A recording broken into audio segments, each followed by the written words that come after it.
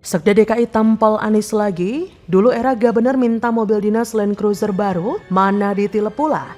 Kini PJ Harum malah minta cuma Innova saja. Wow, bagai bumi dan langit. Pak PJ Gubernur saat ini masih menggunakan kendaraan dinas yang berasal dari Sekretariat Negara. Beliau sebagai Kepala Sekretariat Presiden. Nah, memang kita sedang menganggarkan untuk pengendaraan pembelian kendaraan mobil listrik. Ya, kita sudah menganggarkan berapa Pak Reza anggarannya? 21 miliar. Seperti kita ketahui bersama, kendaraan listrik ini kan kendaraan yang baru ya. Tahun ini juga sesuai dengan instruksi Presiden nomor 7 2022, Pemda DKI berinisiasi membeli mobil listrik untuk para pejabat. Bukan saya bukan pejabat, PJ Gubernur, cukup naik Innova. Memang saya minta, 3 hari saya dilantik, saya bilang mohon diberikan mobil kendaraan cukup Innova. Harus menjaga lingkungan ini tidak terpolusi, ya kan? Oleh karena itu kita akan mengembangkan mobil listrik sebagai sarana transportasi, dan pemerintah DKI Jakarta itu akan akan memenuhi bahwa kita menggunakan mobil listrik. Seperti dilansir dari laman detik.com, Sekretaris Daerah Sekda DKI Jakarta, Joko Agus Setiono, mengungkap PJ Gubernur Heru tidak memiliki kendaraan dinas saat menjabat sebagai DKI 1. Ia mengatakan saat ini Heru Budi menggunakan kendaraan dinasnya sebagai Kepala Sekretariat Presiden atau Kasatpras. Kata Joko pada Jumat 3 Maret, saat ini PJ Gubernur Provinsi DKI Jakarta masih menggunakan mobil dinas Kepala Sekretariat Presiden dari Kementerian Sekretaris Negara. Joko menjelaskan Heru hanya meminta kendaraan dinas perorangan sebagai PJ Gubernur berupa mobil Toyota Kijang Innova. Padahal nih, standar kendaraan dinas perorangan gubernur di seluruh Indonesia telah diatur dalam Peraturan Menteri Dalam Negeri Nomor 7 Tahun 2006 tentang standarisasi sarana dan prasarana kerja pemerintahan daerah. Standar kendaraan dinas berupa 1 unit Jeep berkapasitas 4.200 cc dan 1 unit sedan berkapasitas 3.000 cc. Kata Sekda DKI, terkait penyediaan kendaraan dinas perorangan Gubernur DKI Jakarta, PJ Gubernur hanya meminta disediakan mobil dinas standar Kijang Innova di bawah standar kendaraan dinas Gubernur, yaitu Jeep dan sedan.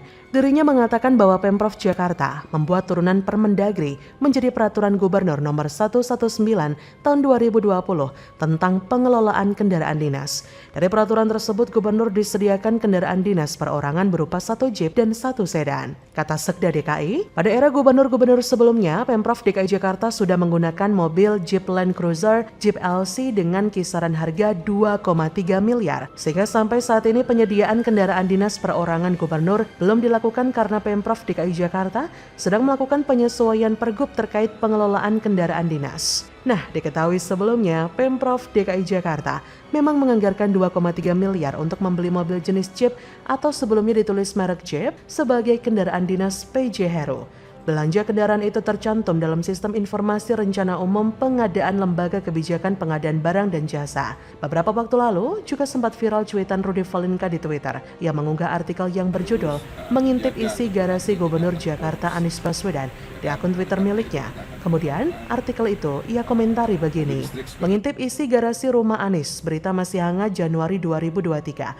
Ternyata si Land Cruiser mobil dinas ada di sini loh. Tuyul Ancol @Giz Khalifah, mending lo bikin gigi palsu aja sana, bikin hoax mulu." Nah, nggak terima disebut tuyul Ancol, emosi Giz Khalifah pun langsung memuncak. Tanpa pikir panjang, penulis buku A Man Called Ahok itu langsung dimakinya dengan mengatakan, pecundang, Anies kemana-mana pakai Innova, mobil dinas yang lo maksud itu ada di gudang aset Pulau Mas. Tak menunggu waktu lama, case pun langsung diingatkan oleh para netizen. Seperti tutur akun Twitter @muihf78, pecundang gundul pacul, STM Anda di mana? Pernah diajarin sopan santun kan? Di samping itu ada pula yang bertanya, tuyul Ancol masih jilatin Anies ya? Seperti dari akun Twitter @darmo_raharjo. Masih dong, hahaha. Malah semakin ganas menjilatnya sekarang lantaran Doi kan ingin mendapat dukungan dari Anies sebagai Cagup DKI 2024. Mungkin karena begitu kesannya guys sama Rudy Valinka, tidak hanya sekali ia memakinya tapi 2 kali berturut-turut.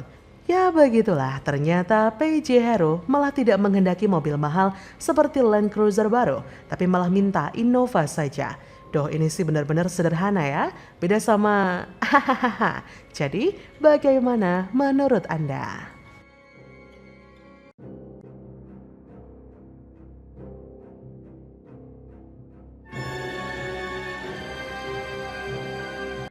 Kadrun Auto hujat PJ Heru, jilat ludah sendiri bangun sumur resapan untuk tangani genangan Kalideres. Loh yang dibangun beda kualitas drone, inovasi baru nggak kayak sumur junjunganmu. Sore ini sekitar jam 2 jam 3 lah. Kan dari hujan juga kan tadinya udah surut. Terus ditambah lagi banjir ini. Sama rumah saya juga masuk, tadinya udah surut. Seluruhnya seberang juga sama sini sama. Tadinya udah pada surut di sini. Saya ada kajian dari pakar-pakar ITB, ahli geologi, geodesi, ilmu tanah, permeabel tanah di timur dan selatan masih memungkinkan diadakan sumur resapan. Sumur resapan berapa meter? Tergantung kontur tanahnya. Di timur paling dalam 30 meter. Menggunakan pipa 4 in. Bisa menyerap air dalam setengah jam 10.000 liter. Contohnya Anda food station sekarang sudah tidak banjir. UNJ sudah banjir. DI Panjaitan tidak banjir. Itu salah satu upaya kami untuk mengurangi genangan dan banjir di Jakarta Timur. Semua itu akibat proyek sumur resapan yang dikerjakan asal-asalan. Masa ya kondisi jalan di ibu kota negara kalah sama jalan-jalan yang ada di desa-desa coba. PJ Gubernur DKI Jakarta Heru Budi Hartono berencana membuat drainase vertikal alias sumur resapan untuk mengatasi banjir di daerah Kamal Kalideres, Jakarta Barat. Untuk diketahui, sumur resapan merupakan program penanganan banjir yang dicetuskan ex-Gubernur DKI Jakarta Anies Baswedan. Untuk menangani banjir di area Kamal, Heru meminta Dinas SDA DKI Jakarta agar merevitalisasi drainase di sana. Ia berharap revitalisasi drainase bisa bermanfaat bagi masyarakat. Untuk diketahui, keberadaan sumur resapan kerap dikritik berbagai kalangan karena dinilai tidak efektif untuk menangani banjir. Sebagian pihak menyebut sumur resapan justru membahayakan pengendara kendaraan bermotor karena posisinya yang lebih tinggi dari level jalan. Di satu sisi, sebagian pihak juga menyebut sumur resapan efektif menangani banjir. Tapi jika diperhatikan, rencana pembangunan sumur resapan oleh PJ Heru berbeda dengan sumur resapan yang dibangun oleh Anies Baswedan. Menurut PJ Heru, pembangunan sumur resapan itu nantinya berada di bawah taman atau lebih tepatnya di dalam taman. Jadi tidak berada di tengah-tengah jalan yang dapat mencelakakan pengendara sepeda motor dan mobil. Beberapa waktu lalu, Wali Kota Jakarta Timur Muhammad Anwar juga tetap melanjutkan pembangunan sumur resapan untuk mengurangi genangan dan banjir di wilayahnya. Sebab sumur itu dibuat sesuai kajian dari pakar ITB dan telah terbukti mampu mengurangi genangan. Sesuai kajian tersebut, menurut Anwar, Jakarta Timur dan Jakarta Selatan masih memungkinkan untuk dibangun sumur resapan. Kedalaman sumur resapannya sendiri dibuat sesuai kontur tanah. Di Jakarta Timur, sumur resapan paling dalam adalah 30 meter menggunakan pipa 4 inch yang bisa menyerap 10.000 liter air dalam waktu setengah jam. Saat ini Jakarta Timur telah memiliki lebih dari 3.000 sumur resapan. Anwar mengatakan sumur resapan di Jaktim berbeda dengan sumur resapan dari Dinas SDA DKI kala Anies menjadi gubernur, yang jika diperhatikan di jalan-jalan sangat tidak elok dan membahayakan pengendara. Anwar mengatakan tiap kecamatan di Jaktim wajib membuat 200 sumur resapan yang dalam. Jadi dari sini kita bisa menilai bahwa era Heru Budi, inovasi-inovasi yang membangun dan bermanfaat bagi kelangsungan hidup masyarakat lebih berkembang pesat daripada era gubernur sebelumnya.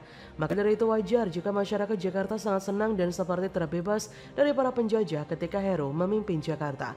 Karena sebelumnya DKI seperti neraka yang penuh siksaan karena ulah gubernurnya yang lebih mementingkan dirinya sendiri daripada mementingkan kesejahteraan rakyatnya. Warga Jakarta tetap mengalami berbagai kesulitan meski program kerja sang pemimpin diklaim telah berhasil menyerap anggaran dengan persentase tinggi. Angka penyerapan itu hanya digunakan untuk memanjakan pasukan pemandu sorak. Akan tetapi, di era PJ Gubernur Heru sangat berbeda. Semua programnya memiliki manfaat dan penuh dengan kajian yang matang. Jadinya tidak ada program yang gagal atau mangkrak. Semenjak menjadi Gubernur DKI, Heru telah menyiapkan sejumlah strategi untuk mengatasi banjir ibu kota. Strategi pertama seperti mengantisipasi banjir yang disebabkan oleh rob. Heru mengatakan pihaknya bakal membangun waduk dan memperbaiki tanggul di sejumlah daerah di Jakarta. Kemudian strategi kedua untuk menyiasati banjir yang disebabkan oleh hujan yang terjadi di wilayah Jakarta, Heru membeberkan sejumlah strategi dalam jangka waktu dekat, diantaranya revitalisasi dan menguras saluran air di Jakarta hingga penguatan pompa. Strategi terakhir untuk mengatasi banjir kiriman, Heru mengatakan Pemprov Jakarta bakal bekerja sama dengan Kementerian PUPR untuk membahas antisipasi banjir kiriman, salah satunya Sudetan. Saat ini terbukti, ketika mengalami hujan deras semalaman, DKI Jakarta bebas banjir. Meskipun ada beberapa wilayah yang tergenang air, itu pun cepat surut karena disedot oleh pompa air dari PJ Heru. Bagaimana menurut Anda?